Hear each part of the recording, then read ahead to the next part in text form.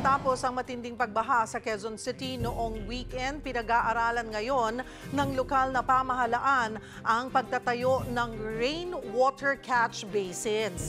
Kasunod ng phenomenal rain na naranasan noong weekend.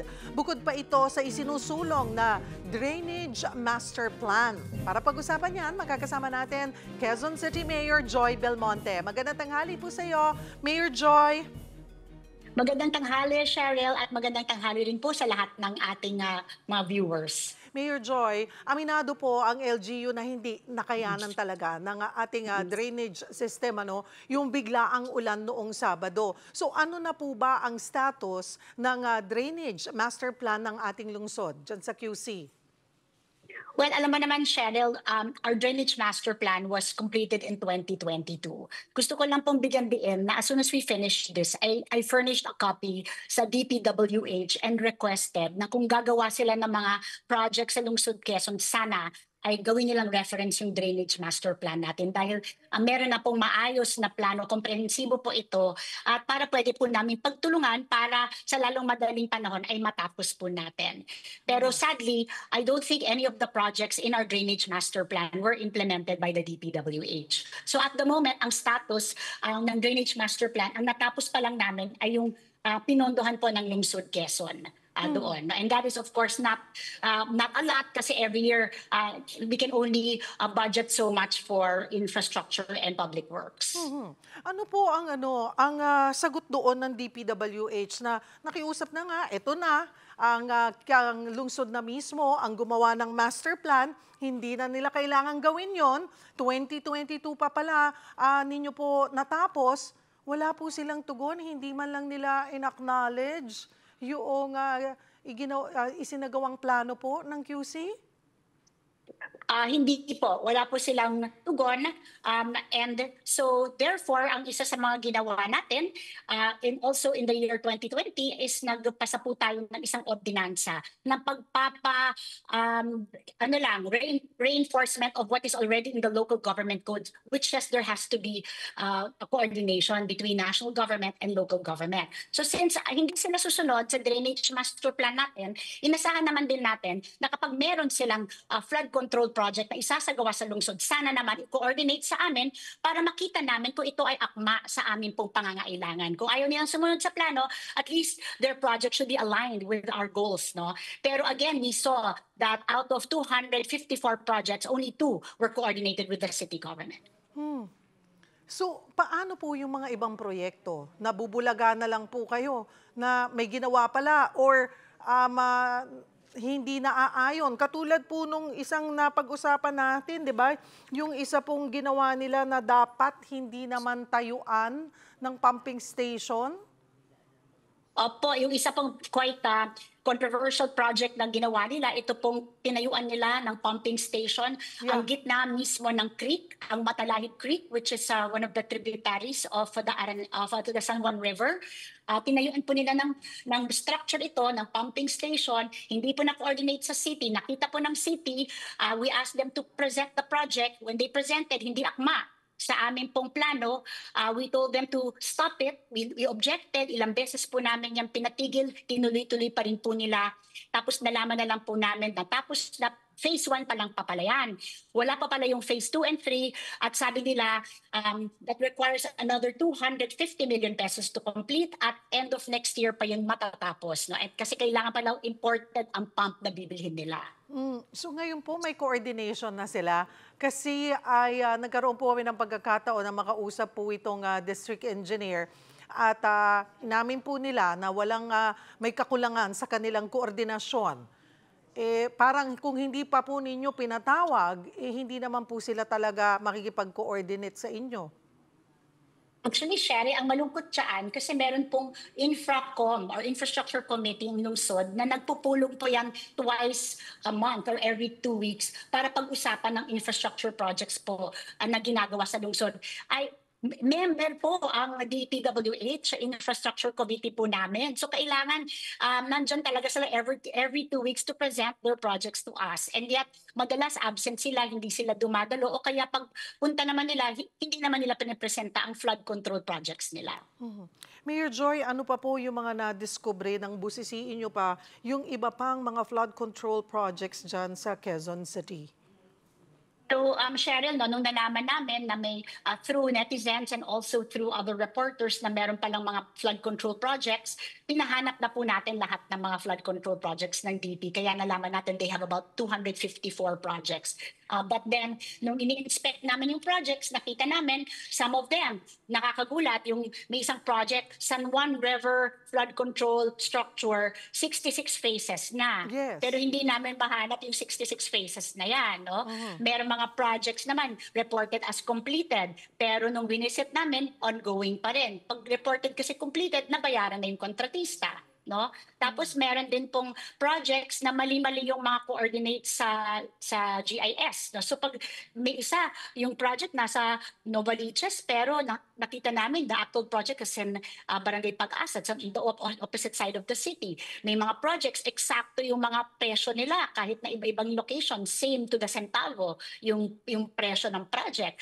Tapos may mga, ito pa yung nakakagulat, may mga creek na ginawang kalsada, Cheryl, no? Kaya nakadagdag yan sa problema natin. Tapos may mga project ongoing pa pero bumagsak na. So these are just some of the examples of projects that we discovered na ginagawa ng DPWH in our city. At hindi pa po namin natatapos ang inspection. We've only inspected 93 out of the 254 projects so far.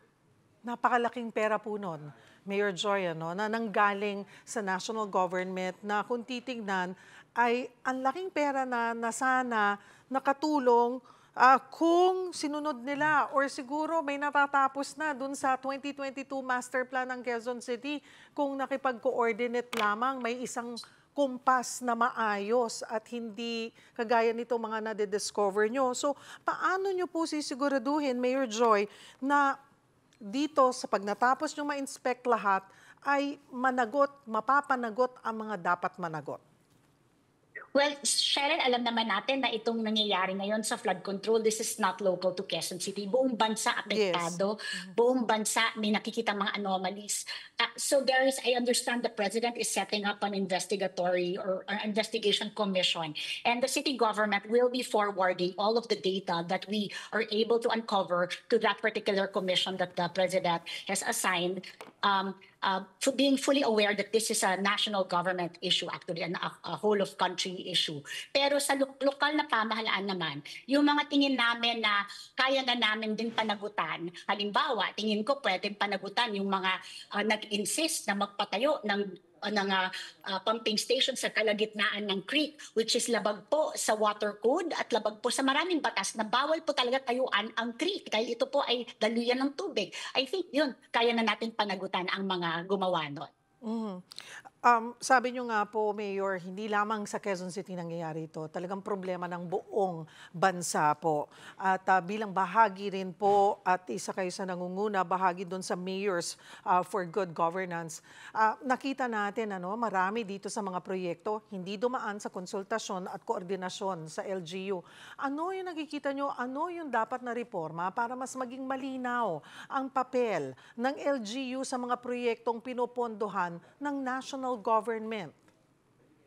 Well, I guess napakahalaga na masundan yung ninais ng local government code na magkaroon talaga ng coordination ang national and local. And that's in the local government code, and also may isang executive order dated 1987 that requires that. But in addition to that, the city government also passed its own ordinance in 2020 requiring na magkaroon na tayo ng certificate of coordination. No? And yet that has not been enough. So I'm appealing to our congressmen and our senators, baka they can pass a bill that will really strengthen this coordination among among or between the national and local, particularly with regards to infrastructure projects, but also with regards to all other projects. No, sana makagawa ng malakas at may ngipin na batas ang ating pong Senate and Congress dito. No, that's what I'm calling for. Pero may mga alam niyo, may mga nagsasabi din baka naman dapat ang DPWH or ang national government i-download na lang sa lungsod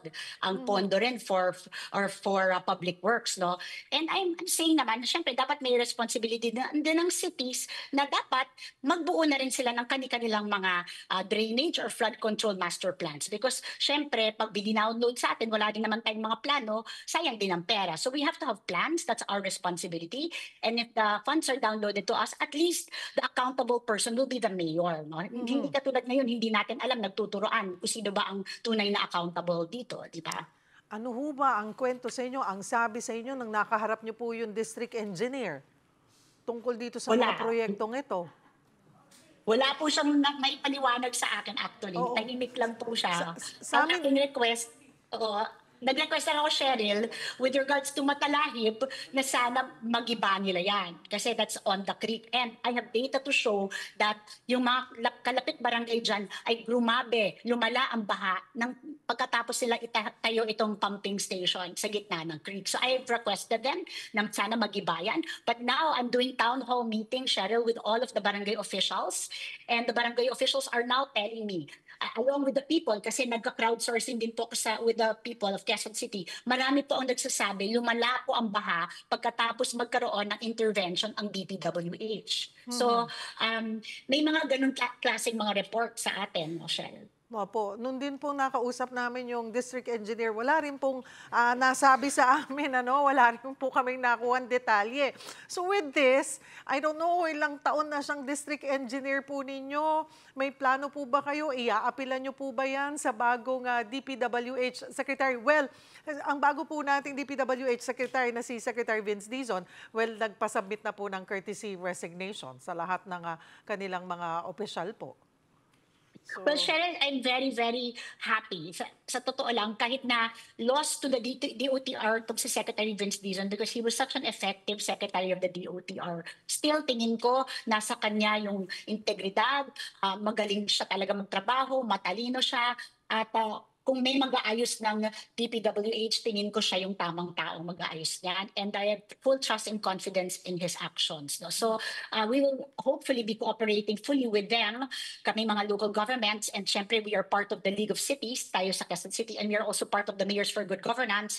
And we are committed to working with the authorities that are assigned by the President to really hold people accountable for this terrible corruption that's going on.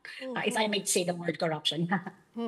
Mayor, makibalita rin nga po kami yung napabalitang nasira yung dike po sa Tulyahan River. Ano po ang aksyon ng LGU rito? Kumusta po ang koordinasyon? Kung mayroon pong makikipag-coordinate sa inyo na DPWH para sa pagkukumpuni nito?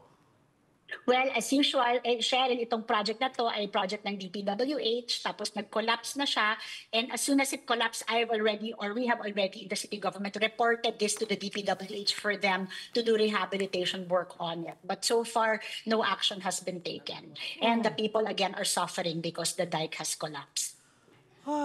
So, wala pong sagot? Ano ang plano nila? At isa lang po ito, Cheryl, sa napakarami ko na pong nilapit sa kanila na proyekto nila na nasira na abandon kasi ang daming unfinished na projects. Nilapit na po namin lahat yan sa DPWH. Hindi po kami nagkukulang sa pagko-coordinate sa kanila. Dahil ito pong mga project na ito, hindi po namin kayang gawin dahil kulang na kulang po ang pondo ng local government to undertake such massive infrastructure projects. Nang mahirap po, may mga pagkakataon or iniisip ng tao, sa kahit anong lungsod, I'm sure, mayor ang napupuna. Na hindi naman po alam lahat ng constituents o residente na sa national government pala yan at hindi local government. Yeah, yan talaga trabaho natin yan, Cheryl, wala tayong magagawa. Lahat talaga isisisi sa mayor. Kaya ang ginagawa ko bilang mayor is to try to be as transparent as I can. Kung responsibilidad naman po ng city, I own up to it. As you know, pag problema namin, pag kami ang nagkulang, I own up to it. I hold myself accountable. Pero tingin ko, kung iba naman ang dapat maging accountable sa isang mishap, sa isang problema, dapat they should hold themselves accountable. Huwag silang magtago. Huwag silang tumahimik, magpaliwanag din sila, no? I think that's the essence of transparency. Wag po tayo magtago sa taong bayan. They deserve to know what's going on. At plano rin po ng Quezon City na magtayo ng rain catch basins bilang tugon po sa pagbaha. Ano po yung pinagkaiba nito doon sa traditional naman na drainage, Mayor Joy? Well, Cheryl, no, yung aming drainage master plan really consists of a lot of catchment basins. No? Because marami talaga akong nakikita na mga posts nagsasabi, bakit sa BGC hindi bumabaha? Diba? Bakit sa Tokyo hindi bumabaha? It's because sa underground, may mga cisterns na po sila.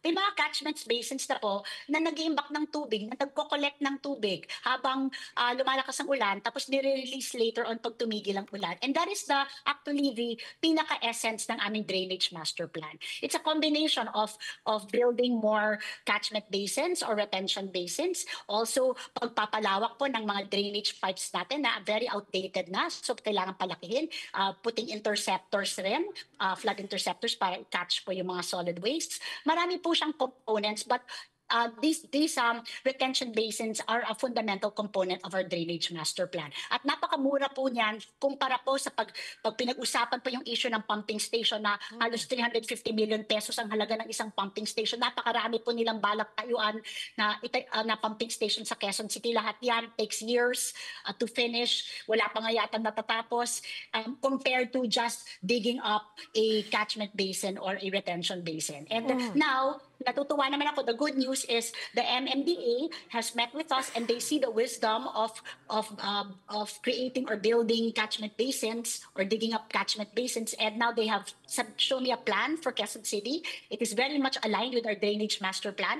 You can build one, yung malawak talaga, isang malaking imbakan in one year, and if you do it sabay-sabay, sana within a year makakita na ng results ang mga mamamayan ng lungsod Quezon. And I look forward na sana yung mga taon na nasayang ay makabawi tayo by working doubly hard in the next couple of years with the right agencies that are committed really to addressing flood control. So, Mayor, kailan po inaasahan na masisimulan nito at magkano bang budget ang pinag-uusapan po dito? At paano mapupondohan po ba ito? National government po ba ito?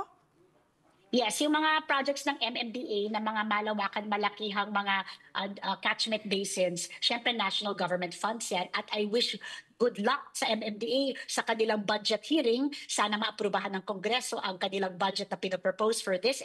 But for me, I believe this is aligned with what the UP Institute of Resilience is advocating. At ito rin ang nilalaman ng Drainage Master Plan ng Quezon City. And in the meantime, Quezon City, of course, our Drainage Master Plan, the estimated cost is 27 billion. And of course, makakabawas na dito sa 27 billion kung yung projects ng MMDA ay ituloy nila. Marami pong salamat sa inyong oras, Quezon City Mayor Joy Belmonte.